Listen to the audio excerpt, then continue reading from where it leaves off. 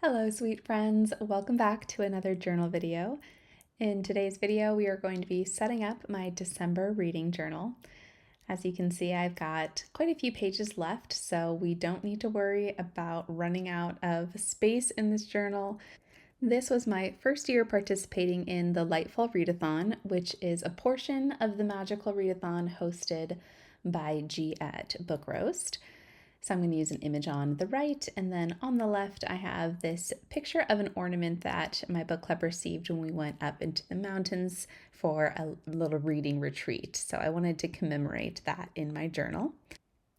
Another thing I like to do is to paste in some thumbnails of the videos that I post each month. So in December, I posted my November reading journal spreads, and I also posted my 2025 reading journal flip through video, which got so much love. So if you are here because of that video, welcome. I do little journal videos like this every month. On the right, I'm pasting in a graphic for the Lightfall Readathon. This is provided in the Google Drive and the Discord for anyone who's participating. And it's certainly doing a lot of visual work on the spread here. But this month I just wanted to keep it simple with the basics. I've decided not to continue my calendar layouts anymore, simply for the reason of I hate drawing calendars. But I am creating a flap to kind of cover up the social media information. And I chose this really beautiful craft paper that I've had for probably 10 years. And I was like, you know what? I have a use for that this year. So it's just a white cardstock that has some silver sparkles on it. And then I'm pasting the December title above it. And then just trimming off that image of the ornament with some silver craft paper as well. I'm such a gold girly usually, but silver just seemed to fit with the color scheme a little bit better. I'm also using these star stickers from Daiso to fill in the rest of the page a little bit. And I love how it just filled in this very simple page and added some sparkle. And overall, I think it turned out so cute. Next, we're going to make some spreads for the Lightfall Readathon itself. And again, this is a portion of the Magical Readathon. It's not a requirement, it's simply some extra fun. But this year, G made it super, super colorful, and I took a lot of the graphics from the Google Drive and the Instagram and kind of cut them up to make my elements that I need for the spreads. So first, I made these faux washi tapes out of the Instagram graphics. These are all the little borders, and I'm going to be using those to create a waterfall spread. I also took one of the Instagram images and just cropped it to have the title only, and I'm using that as my page title. Below that, we're going to be making a pocket so I can insert a lot of the readathon elements, like this map of the Lightfall City. This map is important because it contains all of your reading prompts. So the idea is that there's 7 different shops, and as you go around and visit these shops, you're reading a book. So to visit the Owlcat Craft Cafe, you would read a cozy read, and so on. So as you kind of travel around this city and read your books, read your prompts, you get a stamp card, and you get to receive stamps for everything that you completed. So I did pretty good. I did 6 of the 7 shops within the week, and some of these were novellas, so it's not that impressive, but I thought it would be fun to do a waterfall page spread so that each of the pages could be one of these shops and highlight which book I read for each of the shops. So I thought that was a fun idea, and I thought I would take you through the process of making a waterfall page. So the first step is just figuring out how many pages you want to make, and then counting out how many spaces it'll take. Then on your very last page, you'll start with the decoration. So this is the page that you're not going to cut. Now, typically you would use washi tape, but again, I'm going to use my faux washi tape because I wanted the exact borders to match the readathon. So I'm pasting in that decoration on the very last page. Then you want to go through and trim off the following page so that you can still see the design underneath. And then once you have that cut, you can line up your next washi to the new edge of this page. And then you'll repeat the process by trimming off the next page, adding your decoration, trimming again, adding more decoration, trimming again, adding another decoration, and then you'll have a layer of multiple pages. After that's done, then you can go back and on the opposite side, you can paste in your decorations for the pages that have already been cut. If you're using washi tape, you can also kind of fold the washi tape in half and use half of it on one side, half on the other side. But since I'm using this kind of faux washi tape, I only had a pattern for each of the sides. After that, you just want to make it look really nice by cleaning up any markings, trimming off any excess washi tape, and I also like to use a little corner die cut to make the corners of each page rounded.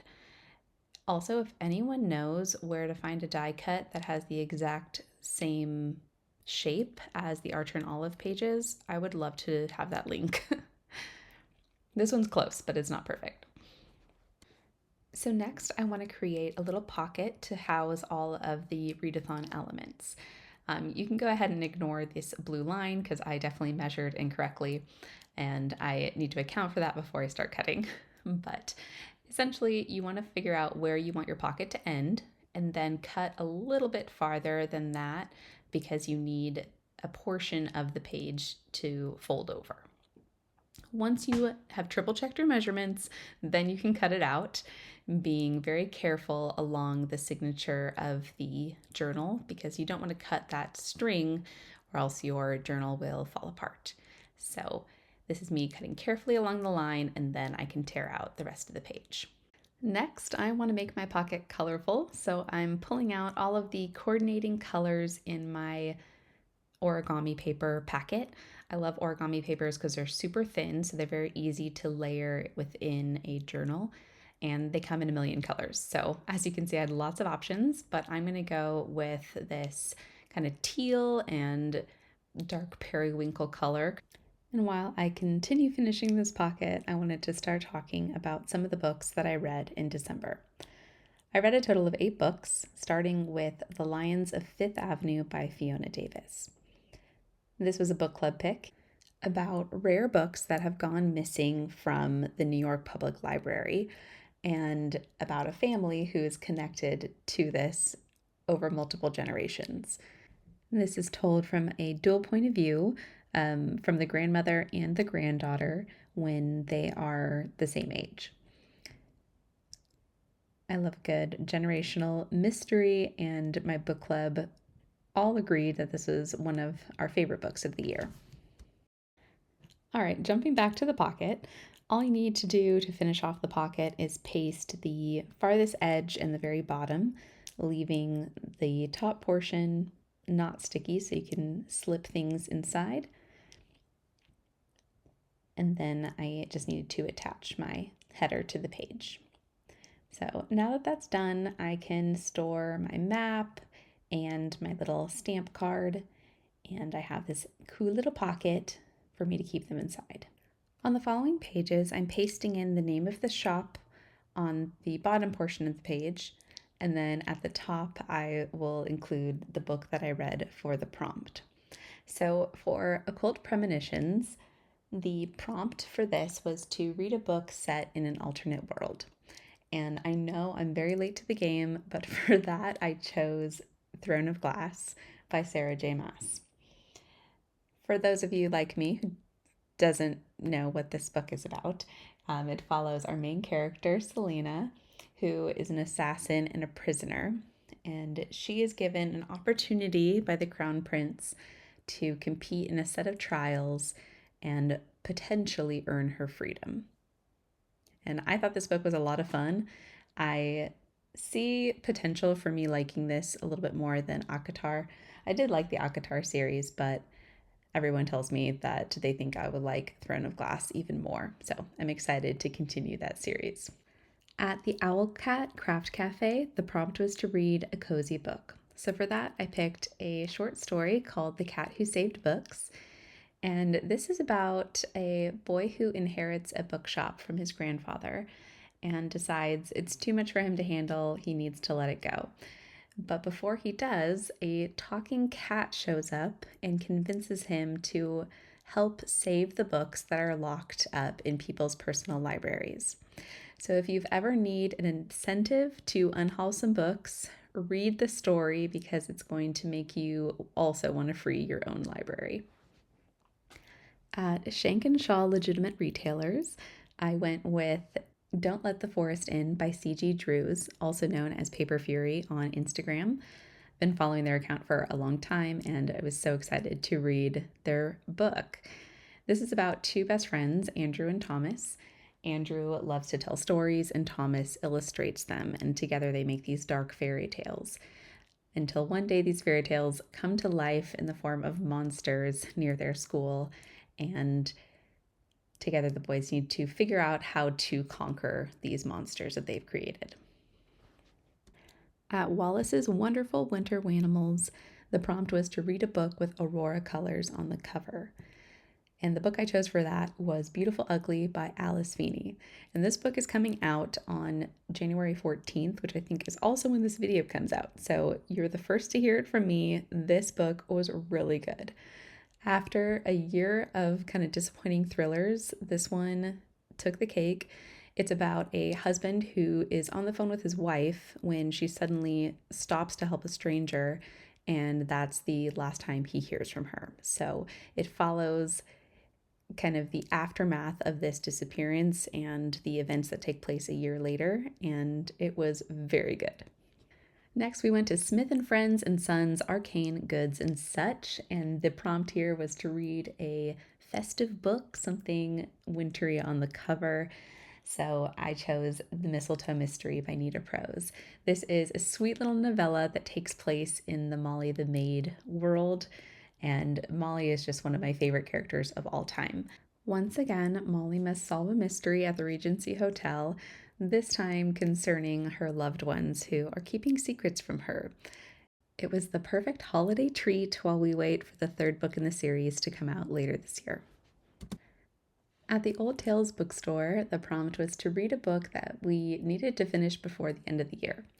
For that, I chose another book club pick called The Wedding People by Alison Espach. In this book, our main character, Phoebe, has hit kind of a low point in her life and decides to blow the rest of her savings on a little trip to an oceanside Victorian hotel. There, she's surrounded by a ton of people at the hotel there for a wedding. It was so funny, but also dark and also heartfelt, and everything I wanted for an end of the year read. At the Rich Pigeon Club, the prompt was to read a book by 2 or more authors. And this is the only prompt that I did not complete during Lightfall. But after Lightfall, I did read another book called The Lost Bookshop by Evie Woods. This is another dual timeline story about a missing bookshop. In the past, our leading lady escapes her controlling brother to collect some rare books and hides them. And then in the future, 2 friends are trying to discover where these books are and find this hidden library. I'll be writing in all my reviews off camera, so you'll see kind of how everything looks together during the final flip later on in this video. Okay, so the other really fun element to this readathon is the Advent. So G has put together this fun 10 days of activities, and this is kind of what the Instagram looks like here. And I took these elements and I wanted to savor this Advent inside my journal. So we're recreating that inside the journal itself. And I wanted to show you the process of making kind of your own Advent calendar. I have always loved advent calendars and being able to open up a door each day and reveal something underneath, so I love this idea for a readathon. In order to make your own, you're going to need a cover page, an inside cover page, and then these are going to fold together to make a door, and you'll attach this to the base page. The base page is going to have your reveal on it. You'll also need this little flap so that you can attach it to the base and create the swing of a door. And then you just repeat the process for every day of the Advent. Taking your base page, you are very carefully going to cut along the left side of each of these squares. This is going to be your little slit so that you can slip inside the flap that is on the door of your Advent. And once this is pasted together from the back, you can attach it to the back of the page. And this will enforce the door on your Advent.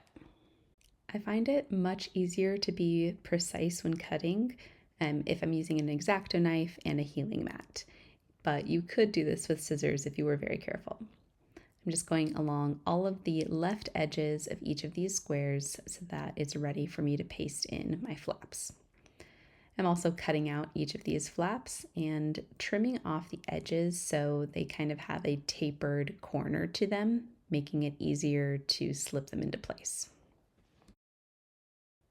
And after that, I'm just folding all of the edges so that they're very crisp, so they lay as flat as possible once they're installed into the Advent. Once everything is cut and folded, you can then connect the cover pages together by gluing them and then slipping that flap inside the corresponding door. So I'm slipping it in first to make sure it's aligned, and then once everything is aligned, I'll close it, flip over the page, and reinforce the back flap in the right place so that it stays connected to the page. And then your door is secure and it's not going anywhere. So the only thing left to do is to repeat the process again. So here I have door number 3. Again, I'm kind of tapering the flap so it's just easier to slip into that little slit. I'm folding the flap over so that it is ready to swing on its hinges, gluing the inside of the door together, and then slipping the flap into that slit, aligning everything up, closing the door, and then reinforcing it from the back. And after that, I just repeat the process over and over and over again until I have a whole page of doors leading to my Advent. And it's so much fun. I really love that G chose such a colorful palette for this year's readathon. It was refreshing to work with the color this month after many, many months of doing more neutral palettes, more in kind of academia and foresty kind of themes. So it was fun to break it up with some color. The Advent itself was a lot of fun. Each day we would open up a door to reveal a magical animal like a giant ice toad.